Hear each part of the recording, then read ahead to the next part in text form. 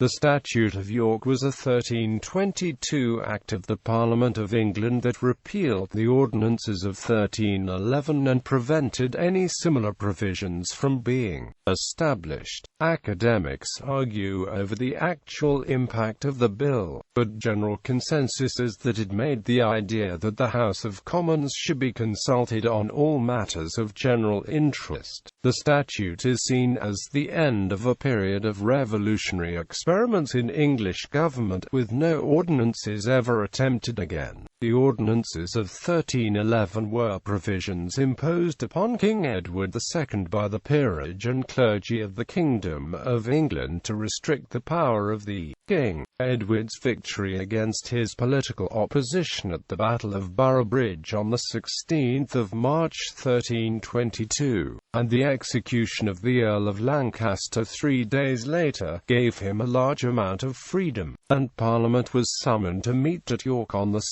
May 1322, with a writ backdated to 2 days before Boroughbridge. Edward's first matter was the statute on the repeal of the Ordinances. Draft copies discovered in the Public Record Office indicate that the statute was originally only meant to repeal the Ordinances of 1311, with no additional provisions. The second draft, however, completely vindicated the idea of the royal prerogative, and prevented any similar ordinances from being enacted, saying that the matters which are to be established for the estate of our Lord the King and of his heirs and for the estate of the realm and the people shall be treated, accorded and established in parliaments, according as it hath been heretofore accustomed. As a result of the statute, the ordinances were repealed, and no attempt was ever made to reintroduce them. This has been seen as the end of a period of revolutionary experiments in English government. The House of Lords Committee that discussed the statute concluded that it meant to formalize what had previously been custom in regards to the rights of peers and the monarch, and that any previous statute made without regard for this was void.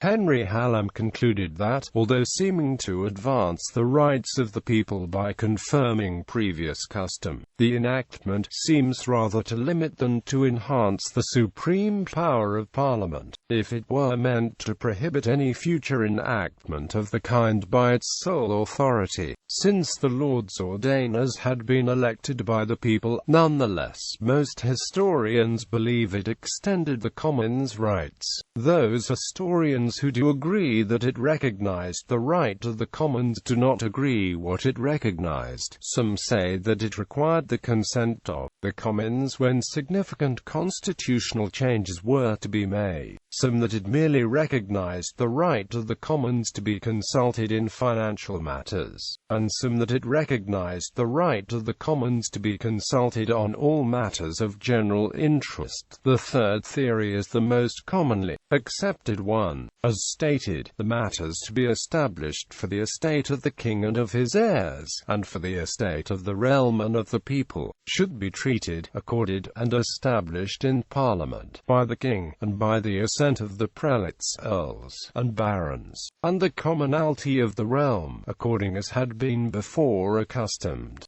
Bibliography. Haskins, George Lee. A draft of the Statute of York.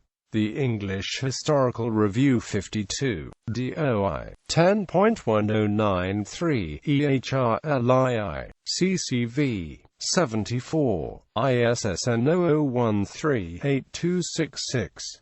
Lapsey, Gaylord, The Commons and the Statute of York. The English Historical Review 28, ISSN 00138266. Lapsey, Gaylord, The Interpretation of the Statute of York.